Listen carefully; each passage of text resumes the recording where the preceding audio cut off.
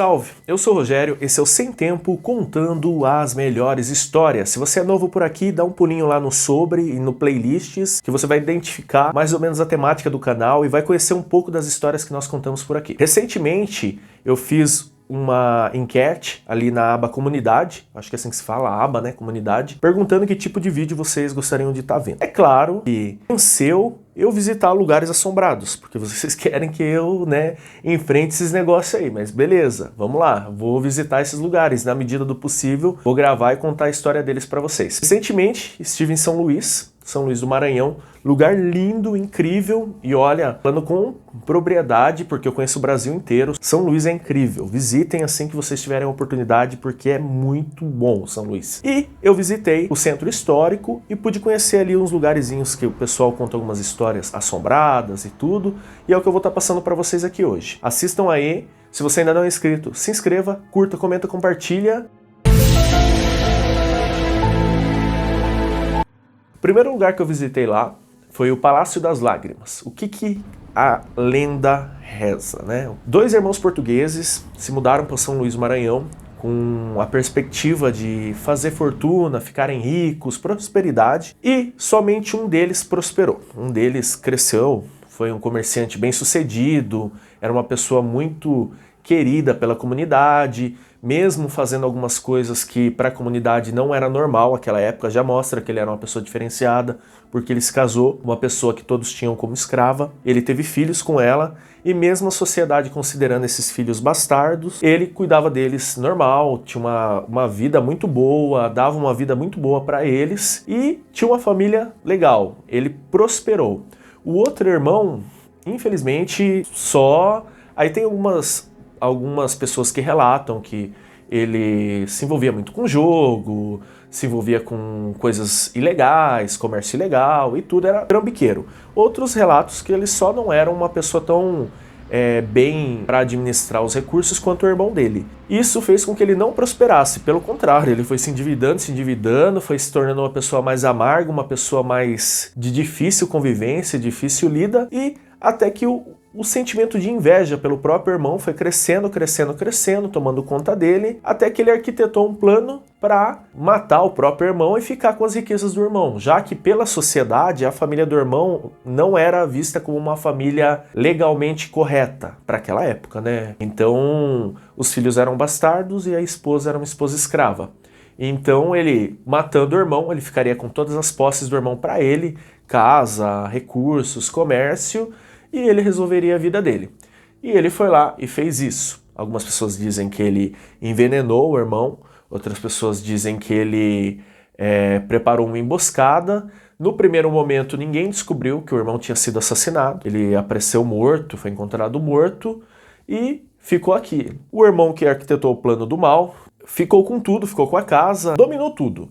E depois daquilo ele começou a maltratar a família do irmão que havia falecido, principalmente os filhos e a esposa, tratar eles como escravos. Começou a usufruir de todos os bens e foi até que um dia um dos seus sobrinhos descobriu que ele tinha arquitetado esse plano e se vingou. Planejou num momento de raiva, ira, depois de tanto sofrer na mão do tio, ele foi lá, esperou o momento certo e empurrou o tio de uma das janelas desse casarão, que hoje é conhecido como Palácio das Lágrimas, eu já vou falar o porquê, e matou o seu tio, como vingança pelo seu pai. Para aquilo, para a sociedade na época, foi a gota d'água, pela maneira como eles já viam, né, a família, e como eles consideravam bastardo, escravo, eles condenaram à morte o sobrinho sem pensar muito.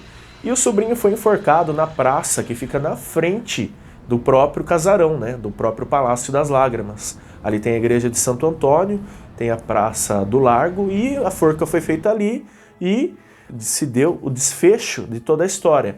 Que quando o sobrinho estava para ser enforcado pelo crime que ele cometeu contra o tio, ele olhou para o casarão e falou a seguinte frase: "Palácio que vistes as lágrimas de minha mãe e meus irmãos, daqui para frente você será conhecido como Palácio das Lágrimas." E foi enforcado. Depois disso, o casarão passou a ser conhecido como Palácio das Lágrimas e teve seus altos e baixos.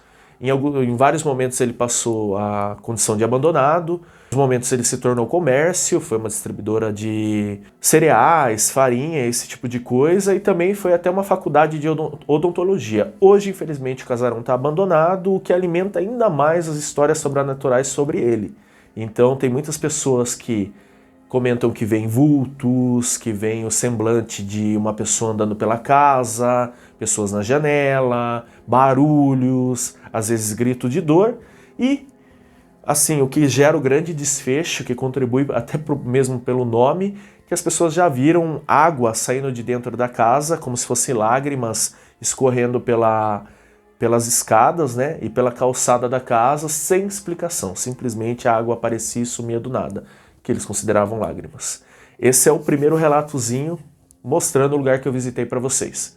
Outra lenda muito famosa do Centro Histórico de São Luís é a da carruagem fantasmagórica de Anna Jensen, ou do próprio fantasma de Anna Jensen, também conhecida como Donana e Rainha do Maranhão. Anna Jensen foi uma rica empresária e também política, né, muito famosa ali no Maranhão, que ela se tornou uma figura controversa pela maneira como ela tratava os seus escravos e pelas inimizades que ela fez ao longo da vida por ter tanto poder e fama. Ela era descendente de uma família da alta nobreza europeia que veio para o Brasil, se instalou, foi tomando posses de fazendas, comércio e tudo, e ela foi constituindo poder, constituindo poder, constituindo poder. Complementando a história, existem muitos relatos e histórias do bom comportamento dela.